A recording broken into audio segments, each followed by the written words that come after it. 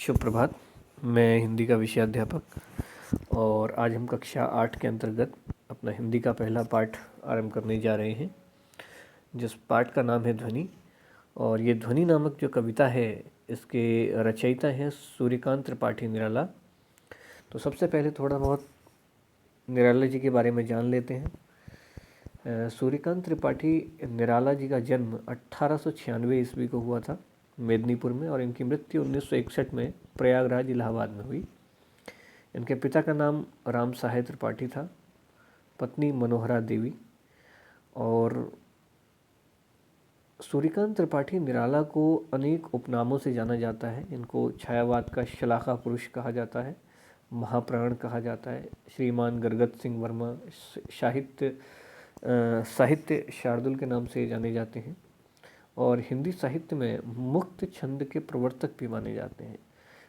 इन्होंने जो परंपरागत ढांचा था कविता लिखने का, उस ढांचे को तोड़कर एक नई कला और नए सांचे मुक्त कविता को लेखन की दृष्टि दी। और सूर्यकांत त्रिपाठी निराला बड़े उग्र स्वभाव के माने जाते हैं। अगर हम बात करें छायावाद के 4 स्तंभों की, तो उन स्तंभों में सूर्यकांत त्रिपाठी निराला बड़े उग्र स्वभाव के कारण ही उनकी लेखनी में भी वो उग्रता प्रदर्शित होती है। तो यहाँ उनकी एक कविता दी गई है, तो देखते हैं कविता के माध्यम से वो क्या कहना चाहते हैं। अभी न होगा मेरा अंत, अभी अभी ही तो आया है मेरे वन में मृदुल वसंत, अभी न होगा मेरा अंत। हरे हरे ये गात, हरे हरे ये पात, डालियाँ कलियाँ कोमल गात, मैं ही अपना स्वप्न मृदुल कर फेरूंगा निद्रित कलियों पर। जगा एक प्रत्युष मनोहर, पुष्प पुष्प से तंद्रालस लालसा खींच लूँगा मैं, अपने नवजीवन का अमृत सहर्ष सींच दूंगा मैं। द्वार दिखा दूंगा फिर उनको, है मेरे वे जहाँ अनंत, अभी न होगा मेरा अंत। तो यहाँ पर इस कविता के माध्यम से सूर्यकांत त्रिपाठी निराला नई ऊर्जा, नए यौवन की बात सांकेतिक रूप में, प्रतीकात्मक रूप में कहने का प्रयास कर रहे हैं। तो वो कहते हैं कि अभी न होगा मेरा अंत, यानी कि अभी मेरा अंत नहीं होने वाला है। और ये अंत वो प्रतीकात्मक रूप में अपनी उस वैचारिक सौष्ठव का कह रहे हैं, यानी कि उन विचारों का कह रहे हैं जो उनके अंदर नित्य नित्य जन्म ले रहे हैं। तो उनका ऐसा मानना है कि जिस प्रकार प्रकृति के वातावरण में वसंत आने के पश्चात चारों ओर हरियाली छा जाती है, पक्षी चहचहाने लगते हैं, एक सुंदर सा वातावरण उत्पन्न हो जाता है, तो उसी प्रकार मेरा भी अभी अंत नहीं होने वाला है, क्योंकि अभी अभी ही तो आया है मेरे वन में मृदुल वसंत, है ना। यानी कि मेरे मस्तिष्क में, मेरे हृदय में अभी अभी तो ये वसंत की जो धारा है ये प्रवाहित होनी शुरू हुई है, तो अभी मेरा अंत नहीं हो सकता है। यानी कि अभी अभी मैंने ये नई विचार जो है, नई विचारधारा को सोचना शुरू किया है, इस नए दृष्टिकोण से मैंने जीवन को देखना शुरू किया है, इसलिए अभी मेरा अंत नहीं हो सकता है।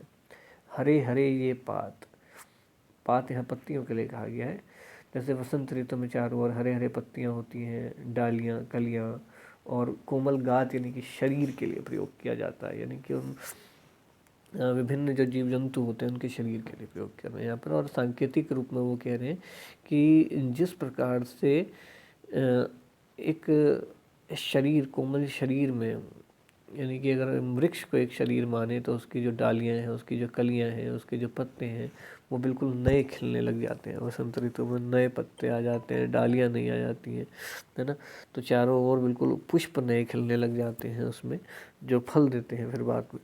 तो इस प्रकार से वो कहने का प्रयास कर रहे हैं कि मानव जीवन में भी मेरे अंदर जो है यौवन का वो उन्माद आ गया है, वो नई अवस्था मेरे अंदर जन्म ले रही है, और ऐसा प्रतीत होता है कि ये मेरे अंदर एक नई ऊर्जा का संचार कर रहा है। मैं ही अपना स्वप्न मृदुल कर फेरूंगा निद्रित कलियों पर, जगा एक प्रत्यूष मनोहर। वो कह रहे हैं कि मैं ही अपना स्वप्न मृदुल कर, यानी कि मैं ही अपने स्वप्न यानी सपने को कोमल, यानी अपने इन कोमल सपनों को क्या करूँगा, फेरूंगा निद्रित कलियों पर। ये सोई हुई कलियाँ जो यहाँ पर, यानी कि जो अभी अतखिली कलियाँ हैं, जो अभी अतखिले पुष्प हैं, उन पर फेरूंगा जो स्वप्न मैंने देखे हैं। जगह एक प्रत्यूष मनोहर, प्रत्यूष यहाँ पर प्रातःकाल के लिए वो कह रहे हैं कि एक नई सुबह के समान, एक नई सुबह आने पर मैं इनके स्वप्नों से इन्हें जगाने का काम करूँगा। और वास्तविक जीवन में सांकेतिक रूप में वो यहाँ पर कहने का प्रयास कर रहे हैं कि व्यक्ति या वे जो चिर निद्रित अवस्था में सोया हुआ है, या कह सकते हैं कि आलस्य और अकर्मण्यता की बोध में खोया हुआ व्यक्ति है, वो कह रहे हैं कि मैं उसके स्वप्नों से, उसके कोमल सपनों से उसको इस नई सुबह, इस नई वसंत की सुबह में, इस नई ऊर्जा की सुबह में उसके सिर पर कोमल हाथ फेर कर उसको जगाने का प्रयास करूँगा, उसको जगाऊँगा। पुष्प पुष्प से तंद्रालस लालसा खींच लूँगा मैं, अपने नवजीवन का अमृत सहर्ष सींच दूंगा मैं। द्वार दिखा दूंगा फिर उनको, है मेरे वे जहाँ अनंत, अभी न होगा मेरा अंत। अब यहाँ पर कह रहे हैं कि वो मैं पुष्प पुष्प से तंद्रालस, यानी कि मैं प्रत्येक पौधे से, प्रत्येक पुष्प से तंद्रालस यानी कि उसका आलस और उसकी लालसाएं खींच लूँगा, है ना, अभिलाषाएं, इच्छाएं। अपने नवजीवन का अमृत सहर्ष सींच दूंगा मैं, और जो अपने नए जीवन में मुझे जो अनुभव प्राप्त हुए हैं, वो सारा का सारा अमृत में उनके बीच बांट दूंगा, उनसे उनको सींच दूंगा।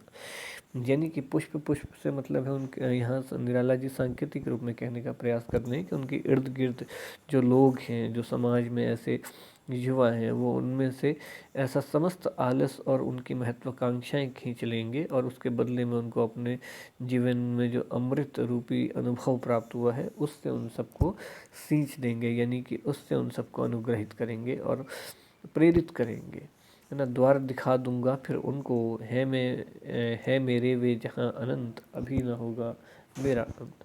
वो कह रहे हैं कि मैं फिर उनको वो सही मार्ग दिखाकर उनका मार्ग प्रशस्त करने का प्रयास करूँगा, जहाँ जो हैं वे हमारे अनंत हैं, यानी कि जो हमारा वास्तविक सत्य है, जिसकी प्राप्ति के लिए मनुष्य निरंतर प्रयासरत रहता है। इसलिए वो कहते हैं कि अभी मेरा अंत नहीं होने वाला है, क्योंकि अभी अभी जो है मेरे अंदर जो है ये वसंत रूपी नई विचारधारा ने जन्म लिया है, नई ऊर्जा ने जन्म लिया है। वसंत यहाँ पर यौवन का प्रतीक है, यानी कि युवावस्था का प्रतीक है, और नई चेतना और नई विचारधारा का प्रतीक है। तो पूरी कविता के माध्यम से यहाँ पर वो यही कहना चाह रहे हैं कि व्यक्ति के अंदर, यानी कि मेरे अंदर जो नई चेतना, नया यौवन, नई ऊर्जा विकसित हुई है, उसका अंत अभी नहीं होने वाला है। और वो इस प्रकार की ऊर्जा है कि मैं उसको जितना अधिक लोगों के बीच में बांटूंगा, उतना अधिक वो बढ़ती जाएगी। तो इसका पूरे का भावार्थ यही है। इसके प्रश्न उत्तर आप लोगों को करने हैं। यदि कोई समस्या होती है तो उसके लिए आप मुझसे संपर्क कर सकते हैं। धन्यवाद।